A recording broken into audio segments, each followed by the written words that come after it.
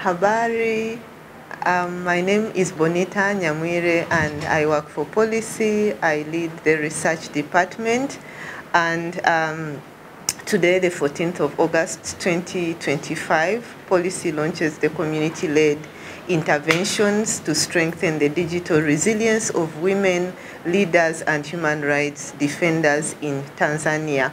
Pollicy Data Institute, through its Vote Women program, has wrapped up a series of community-led workshops in Tanzania, which began from on the 11th of August up to the 14th of August 2025, aimed at strengthening the digital resilience and mental well-being of women politicians and women human rights defenders. And this comes from our research that we have done previously among women in political leadership and also women human rights defenders on online abuse during periods of political visibility, but also because of the work that they do.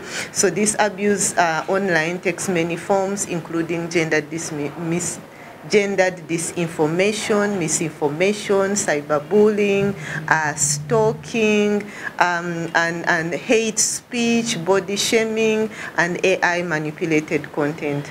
So our previous research was done in Uganda, but also in other countries across the African continent and in Kenya, specifically following the 2021 general elections in Uganda and 2022 general elections in Kenya, to understand the online harms that affect women in political leadership and also women human rights defenders, given that they amplify the voices of women in political leadership. So these two studies revealed that online violence limits women leaders in their ability to fully utilize digital platforms for professional engagement, but also hinders their active participation as potential candidates or representatives. So from that research, we developed a program named Vote Women. So this project has been running with cohorts also in other countries across the African continent. And so we are just building on that project since 2022. And this Vote Women project works to raise awareness on online violence against women in leadership and its impact on their participation.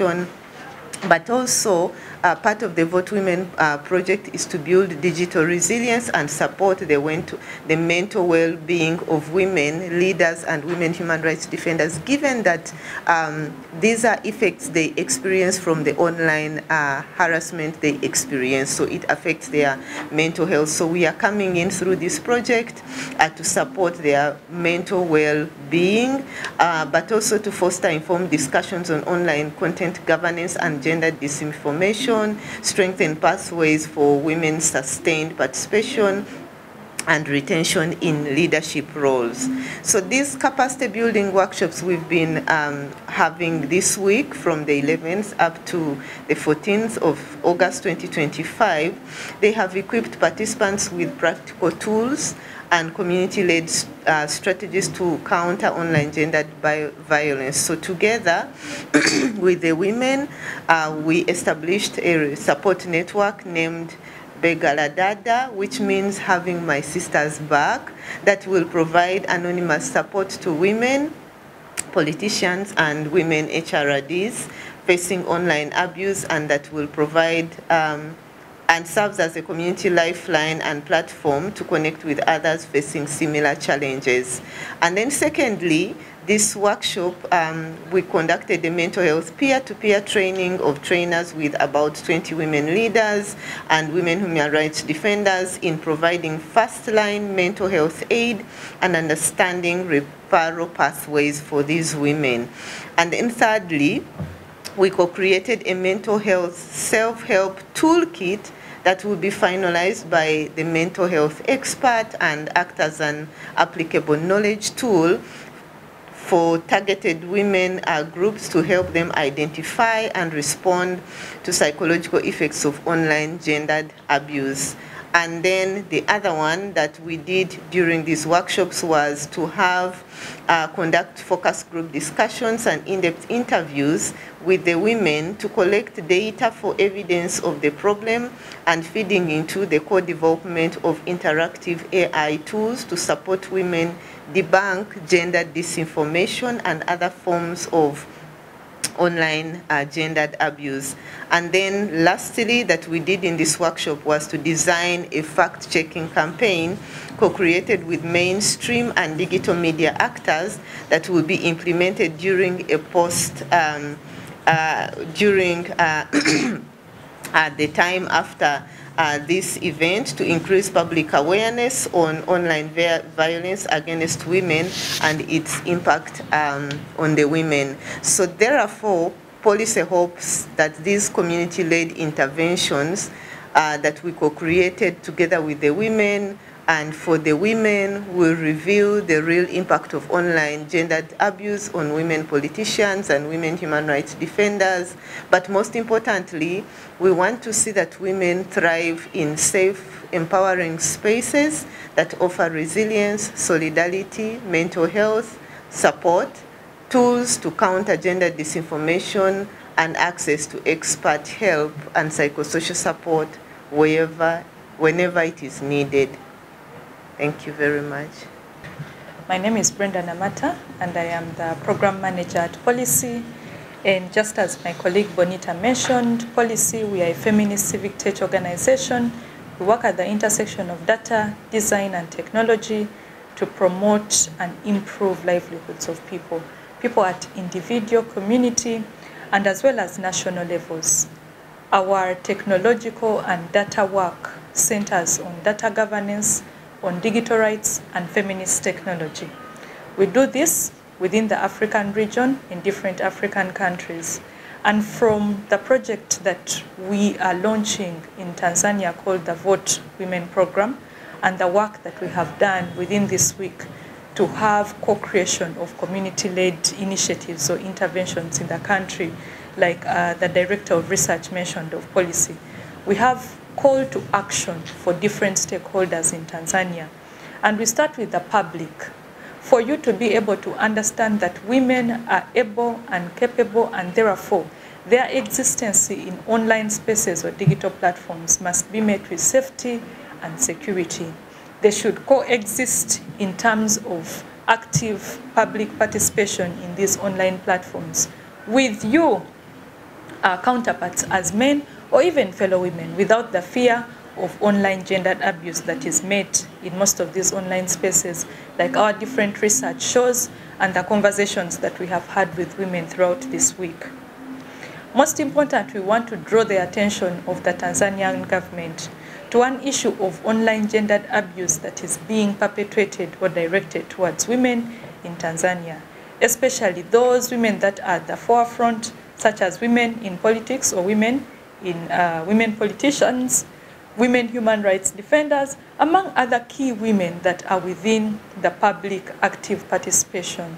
To understand that this is a big issue that is silencing women to actively participate in digital platforms, to exercise their rights in the country, but also to be able to engage with their different constituents, especially those women in politics and women human rights defenders as well. Therefore, as the government, it is important for us to develop policies that are responsive to the issues that are affecting women in online spaces and enforce these policies. But most importantly, to create proactive programs that create increased awareness in the public on the issues of safety for both men and women in digital platforms, and also ensuring that in case there's abuse, women are empowered to know how to respond to these issues from a government level. To civil society and non-government actors, it is our call to you to ensure that the different programs that we develop and roll out, just like as Pollicy we are doing, they must be community-led. Therefore, women must be at the heart of naming the problems that they face in the digital space or with technology, and by naming these issues, they are able to contribute to the solutions that address these problems or the abuses that they do encounter. And most importantly, for us to have focus on feminist technology to mean technology that promotes, empowers, and benefits women. And women, specifically women that are at the public active participation, such as women leaders and women human rights defenders. To digital platforms and the big tech or the big digital companies within Tanzania, we cannot do this or create the change for women as far as the digital space is concerned unless you come in and understand that it is important to consider local content in terms of moderation in these online spaces, but then also developing policies and technologies that accommodate all people, especially women, and respond to the issues that women do face. Most especially, to consider the African woman perspective to these issues in digital spaces and how they affect them, as opposed to us only having perspectives from the West and using them for localized response and technological development.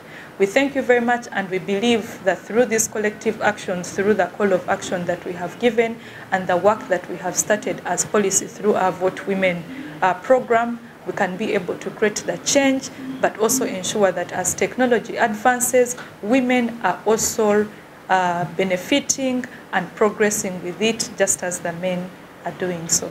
Thank you very much for God and our country. Kwa majina naitwa Faraji Hassan Emily, ni mmoja wa wakufunzi ambao tumeshiriki katika ili jambo ambalo tunalizungumzia leo.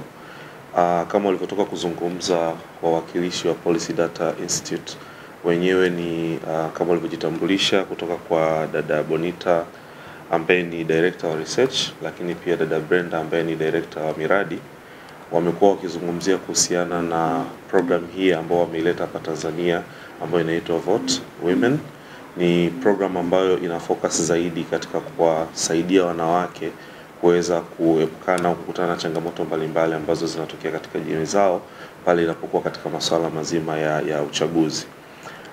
Mradi huu umekuwa ukifanyika katika nchi mbalimbali, lakini ulianza na kwa upande wa Uganda ambapo kipindi cha uchaguzi mwaka 2021 waliweza kutengeneza mikakati na kuzungumza na wanawake kutokana na zile changamoto wanazokutana nazo mitandaoni pale kipindi cha uchaguzi.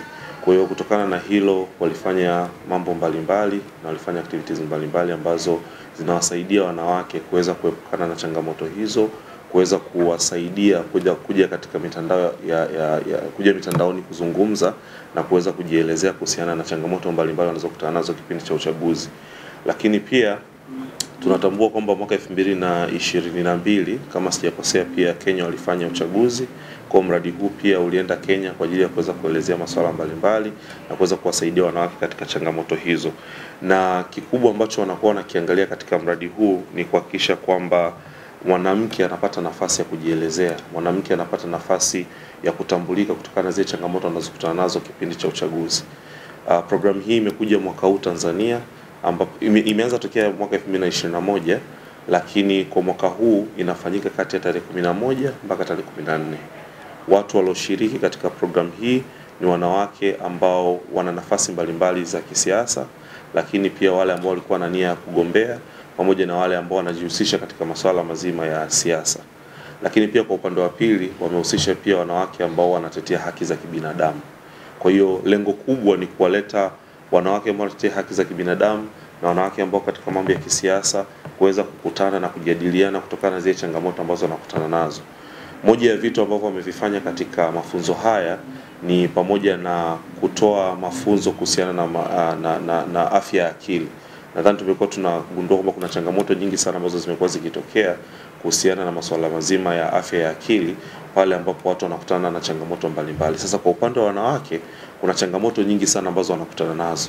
Moja ya changamoto ambazo wanakutana nazo ni pamoja na kutukanwa sana mitandaoni, wanachafuliwa sana mitandaoni. Kuna vitu mbalimbali ambavyo vinakuwa vinafanyika mitandaoni vinawapelekea kupata changamoto ya afya ya akili. Kwa hiyo wao lengo lao mojawapo ni kuwaleta wanawake pamoja, kujadiliana, je, ni changamoto zipi wanazokutana nazo? Kama hizo changamoto wanazokutana nazo ni msaada upi ambao wanaohitaji waweze kusaidiwa kwa lengo zima la kuepukana na zile changamoto ambazo wanakuwa wanakutana nazo. Lakini pia katika vitu vingine ambavyo ni muhimu, tunaona upande wa pili tuna wanawake ambao wanajihusisha na masuala ya utetezi wa haki za binadamu. Je, wanawake hao pia wanasaidiwa vipi, au kwa upande mwingine wanasaidia vipi wale wanawake ambao wanapitia changamoto hizo? Kama ukiangalia kuna swala zima la bullying ambalo linakuwa linafanyika mitandaoni. Wanawake wanakuwa wanazomewa, wanachafuliwa. Kuna vitu mbalimbali ambavyo vinafanyika pindi ambapo wanajihusisha na masuala mazima ya uchaguzi. Sasa lengo lao ni kuweza kusaidia katika kazi mbalimbali ambazo wanawake wanakuwa nazo, kwa lengo tu la kuwafundisha ni jinsi gani wanaweza kuepukana na afya ya akili pale ambapo wanapata changamoto mbalimbali. Katika vitu ambavyo wamevizingatia ni pamoja na kuwasaidia kutengeneza tekniki mbalimbali. Mfano, wametengeneza naweza nikaita ni network inaitwa Bega la Dada. Bega la Dada imetengenezwa kwa lengo la kuwasaidia wanawake wa Kitanzania kuweza kujadiliana na kupeana changamoto wanazokutana nazo, na kama kuwa sehemu ya wao kukutana na kujadiliana changamoto mbalimbali. Network hii imetengenezwa kwa lengo kubwa moja. Itakuwa ni sehemu ambapo mwanamke anaweza kaja kuzungumza changamoto anazokutana nazo pamoja na kuweza kupata solution ya vile vitu ambavyo vinakuwa vinamkuta. Pamoja na kutengeneza hiyo network ya Bega la Dada, pia wamejitahidi kutengeneza mfumo ambao utakuwa unatumika kama inaitwa ni toolkit. Ile toolkit itakuwa inatumika kwa ajili ya kuelezea wanawake ni nini ufanye pindi utakapokutana na changamoto 1, 2, 3 ambazo zinatokana na swala zima la afya ya akili. Tunajua kwamba hatuna, au kama zipo, kuna toolkit mbalimbali ambazo zimetengenezwa, lakini hatukuwa na toolkit ambayo imefocus zaidi kwa wanawake ambao wapo kwenye siasa. Kwa lengo kubwa ni kwamba ile toolkit inaweza kawasaidia mwanamke anapopitia changamoto hizi kuweza kuingia kaelewa kuna 1, 2, 3 natakiwa nifanye kwa ajili ya kuepukana na changamoto ya afya ya akili. Pamoja na hivyo, kuna vitu vingine ambavyo wamefanya ambavyo vinaweza kusaidia, ni pamoja na kuwakutanisha wanawake, kujadiliana, kutengeneza mikakati, kutafuta njia ambazo wanaweza wakashirikiana na kuhakikisha kwamba majambo yao yanaenda sawa. Katika vitu ambavyo ni muhimu sana kuzingatia ni pamoja na vile ambavyo wanataka sasa vifanyiwe kazi. Kitu cha kwanza ni pamoja na kuwaita wanawake wote kwamba wawe tayari kusaidiana, na pale ambapo watakapohitajika kwa ajili ya kumsaidia mwanamke mwenzao katika siasa au nje ya siasa, waweze kupata nafasi ya kuweza kumsapoti na kuweza kumsaidia katika masuala mbalimbali ya afya ya akili, na ndio maana wakawakutanisha. Lakini pia kitu cha pili ni kuijulisha serikali kwamba kuna changamoto nyingi sana ambazo zinatokea. Kutokana na hizo changamoto, mwanamke akiwa kwenye mitandao, tunaona kabisa kupitia social media mbalimbali, mwanamke wanapovuliwa, changamoto ambazo wanakutana nazo, wanapotukanwa, wanavosemwa vibaya, serikali iweze kutambua na kutengeneza sera ambazo ni rafiki kwa lengo kuu la kumsaidia mwanamke katika changamoto hizo ambazo anakutana nazo. Lakini pia kuna vitu mbalimbali ambavyo vinatokea katika jamii zetu. Tuna media nyingi sana ambazo zinakuja na zinakuwa ni moja ya sababu ya kwa affect hata wanawake. Je, zinaelewa vile vitu ambavyo vinatokea katika jamii zetu? Je, ni vitu gani ambavyo ni vibaya, vipi ni vizuri ambavyo vinaweza vikamzungumzia mwanamke? Ni moja ya kitu ambacho kimekuwa ni sababu ya sisi kukutana na kuweza kuelewa. Ndio maana pia tuna waandishi ambao wameshiriki kwenye training hizi kwa lengo kuu la kuelewa kwamba kuna taarifa ya kutoka, kuna taarifa ambayo sio sawa, hii inamchafua mwanamke, hii inamtengenezea mwanamke. Lakini mwisho kabisa, kupitia channel hizi ambazo tunakuwa nazo, hizi media mbalimbali ambazo zinakuwa zinawasiliana au zinatoa taarifa, kugundua kwamba kuna umuhimu wa kuweza kuelewa pale mwanamke anaposhiriki katika masuala mbalimbali ni jinsi gani tuweze kumfikishia taarifa yake kama kuna changamoto ambazo anakutana nazo, ili isiwe sababu sasa ya kumkandamiza, bali iwe ni sababu ya kumsaidia kuweza kufanikisha katika hilo. Kwa hiyo kwa ufupi, programu hii ya Vote Women ipo kwa lengo la kumsaidia mwanamke kutokana na changamoto hizo ambazo tumezizungumza.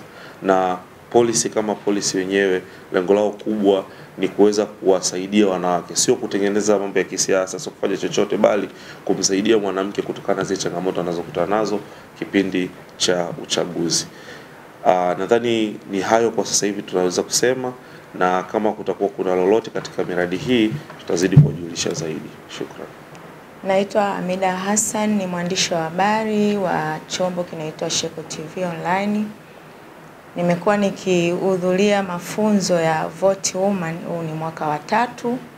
Kwa mwaka huu nilikuwa ni mmoja wa washiriki wa mafunzo haya ambayo yanampa ujasiri mwanamke, na ni mmoja pia wa kundi lililoundwa ambalo linaitwa Bega la Dada.